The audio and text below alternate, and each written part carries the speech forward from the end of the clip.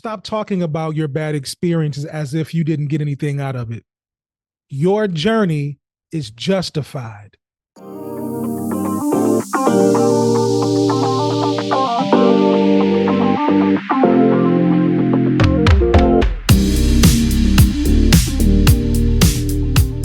Welcome to the Kingdom Confidence Podcast. I am your host, Coach Jesse Cole, your Kingdom Confidence coach. Thank you for joining us today. I appreciate you coming back and watching all the episodes. It means a lot. It helps us with the algorithm, but it also lets me know that you're getting something out of it if you keep coming back. And so thank you for that. Make sure that you share this podcast with your network, with your family, with your friends. If you keep watching it, that means you're getting something out of it too. And so make sure you share. We want to make sure that we get as much people on this channel as possible. My goal for the end of the year is to have 1,000 subscribers. Right now, we're sitting at a little bit over 800. And so when you share it, it will help us reach our goal. Okay. So thank you very much for doing that in advance. Today, we're talking about your journey is justified. And we all have our own experiences, some good, some bad. Oftentimes, we focus on the bad, or we don't know how to create a new story around those bad experiences. But today I want to share with you how you can do that, because your journey is justified. Nothing happens by happenstance. Everything that we go through, it's part of God's plan, right? Romans 8:28, right? That is one of my favorite scriptures. And we know that all things work together for the good of those who love him, who are called according to his purpose. Everything that happens to us happens for us, and it can be converted into something good if we change our perspective. I'm not sure if you know about me, but I'm a PK. My father is a preacher. My mom is a Sunday school teacher, and she worked in education for a long time, and they had businesses as well, right? And so what you may not know about me is that from the time I was a kid to like the time I was born to the time I went off to college, we traveled a lot. Not traveled as if we're going there and coming back home, but we moved a lot. I've lived in 4 different states, went to over 10 different schools, 3 different high schools, 2 different colleges. Well, I said, before I went to college, but 3 different high schools. We lived in 11 houses and 7 churches from the time I was born to the time I was 18. 4 different states, 10 schools, included in that is 3 different high schools, 11 houses, and 7 churches. That's a lot of moving around. And for a long time, man, I was bitter because I felt like every time we moved somewhere, I would make friends and then I would have to leave. So I never had the opportunity to develop those deep-seated relationships, right? And I developed a passive mindset around like trust, and because I wasn't in one place for a long time, so I didn't have an opportunity to learn how to trust people. All these different things that even in my adulthood I'm still working out, right? I'm still finding things that have happened in my past that have impacted who I am as a grown man, a husband of 18 years and a father of 12 years, not 12 kids, 12 years, right? However, several years ago, maybe about 5-6 years ago, I started rewriting that story because for a long time I was holding resentment.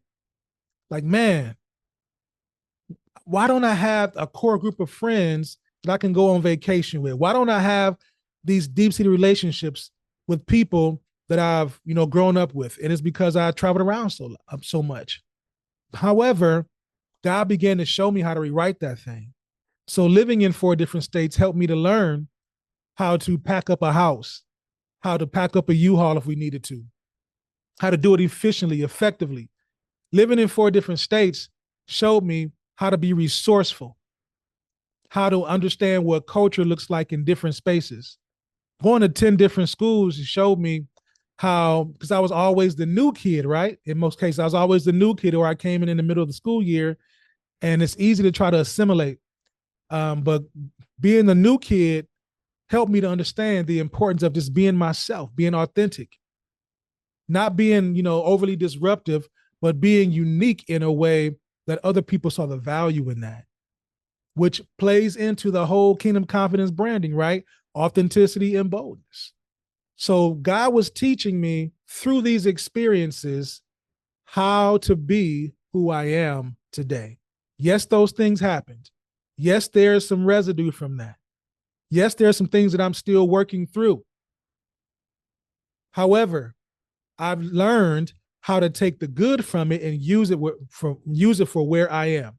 And I want to encourage you to do the same thing today. Maybe you lost a job. Maybe you were abused as a kid. Maybe your parents left. Maybe you were a foster child. Maybe you had you were in a relationship and that relationship ended abruptly for like in a tragic way. Whatever your challenge is, first of all, we're not here to judge. We're not here to just put scripture on it and then kind of push aside the fact that there's some trauma there, right? Because it is. Yes, all things work together for good of those who love him, who are called according to his purpose. Yes, we know that.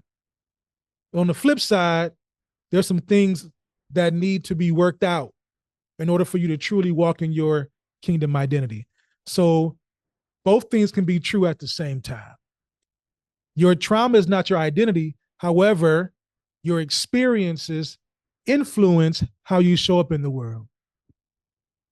And I want to encourage you today that no matter what you've gone through, first of all, it's valuable. You're valuable. I'm not trying to push it down. But however, you can use that to be who you've been called to be.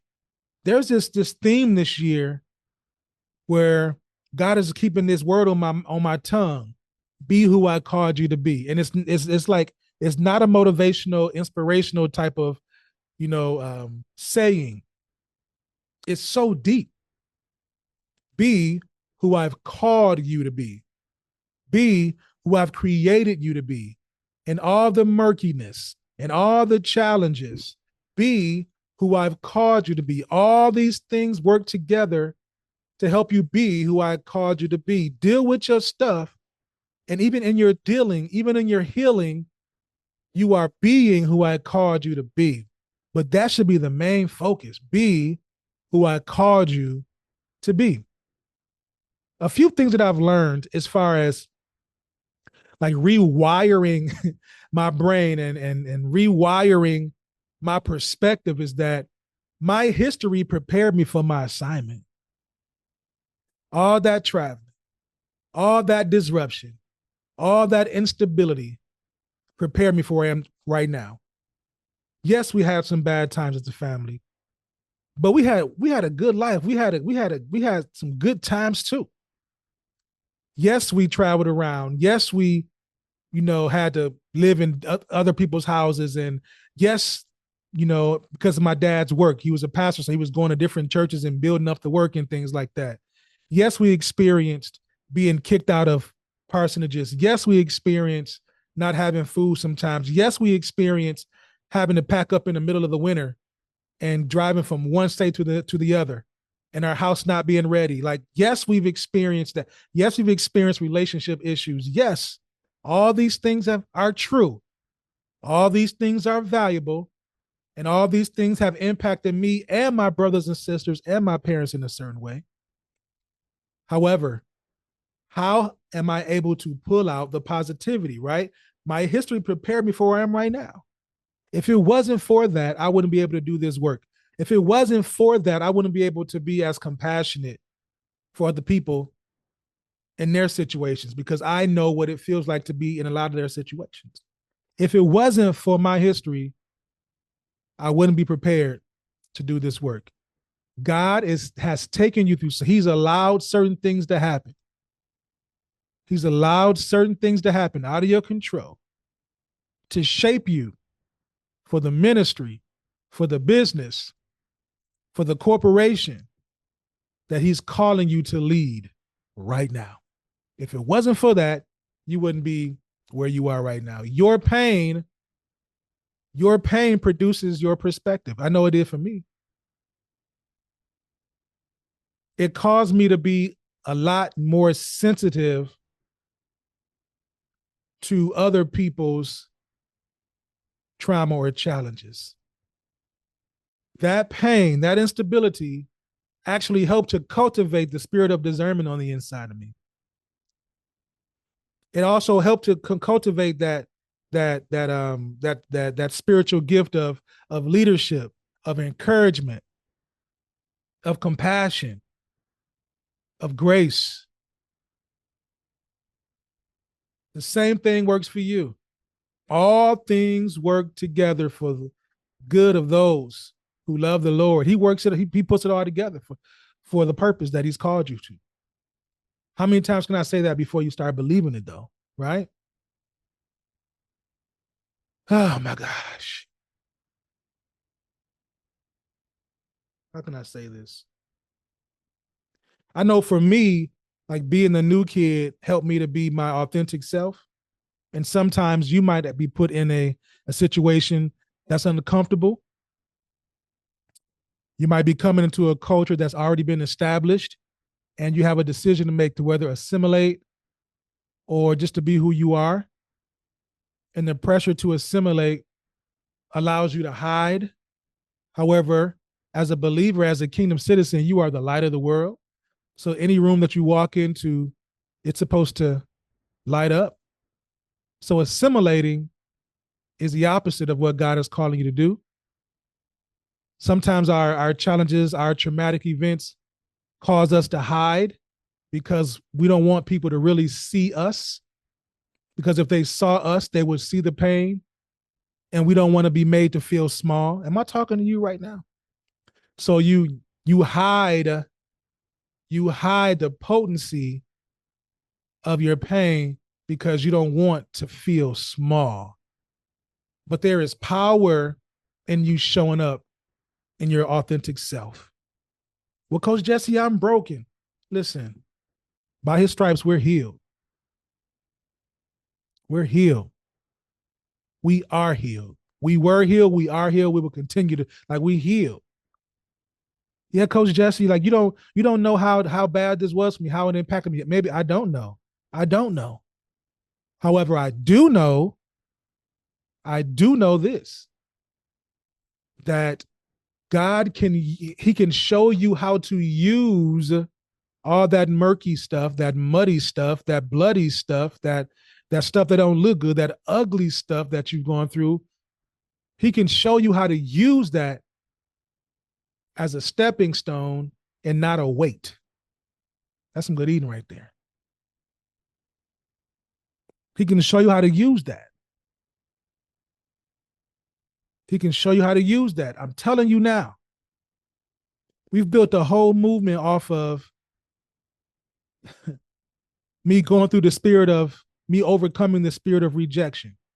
God showed us how to use that to now invite others into a community where now they're being empowered, they're being encouraged, they're being lifted, they're being platformed to do what God has called them to do. God can use it. God can use it. Another thing that it showed me is that at least my journey, and I believe that you can see the alignment here with you, you inherited grit, not just struggle. There's this holy indignation that comes with people who have been through something. If I were to put up my sleeves now, you would see my spiritual battle, my battle scars. There's something that happens when you've gone through something. Hear my words, when you've gone through something. You come out with a different type of resolve. You come out with a different type of perspective, different type of fight, but you also come out with a different level of maturity and peace because you understand what it feels like to be pressed down. You understand what it feels like to want to give up, to want to just say, throw in a towel. Like you understand what it feels like to war. Like you understand, like there's a certain spiritual maturity that comes from a person that have been through something and they fought through it, not by themselves, but they had to lean into God and not their own understanding. Like there's a certain type of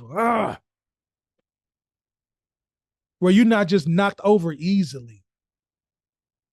Yeah, like don't don't mistaken don't mistaken the graceful meek posture as being weak. No, like there's a certain thing that happened for me and to me on the inside of me that causes me to walk around in a peaceful state. But that don't mean that I don't know how to fight.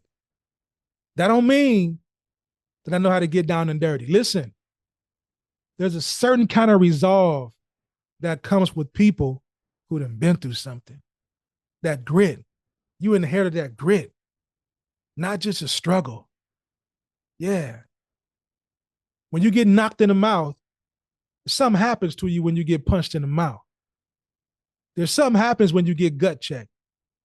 Something happens when, like, there's a certain kind of armor that you develop when you done been through the fight.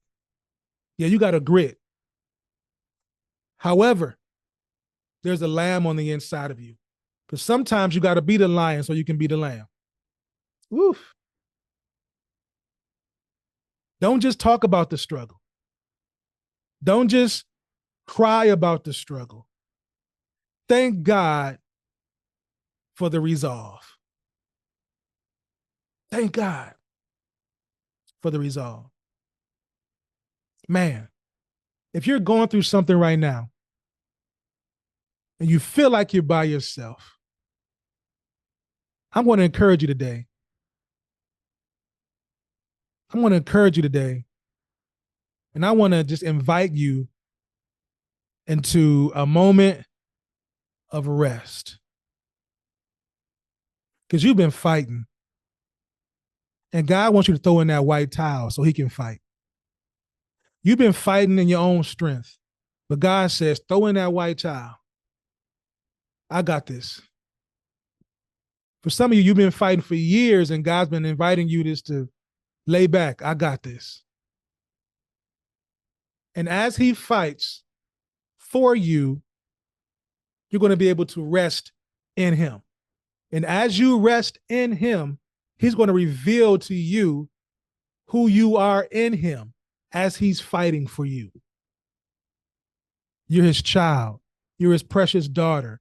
You're his proud son. Yeah.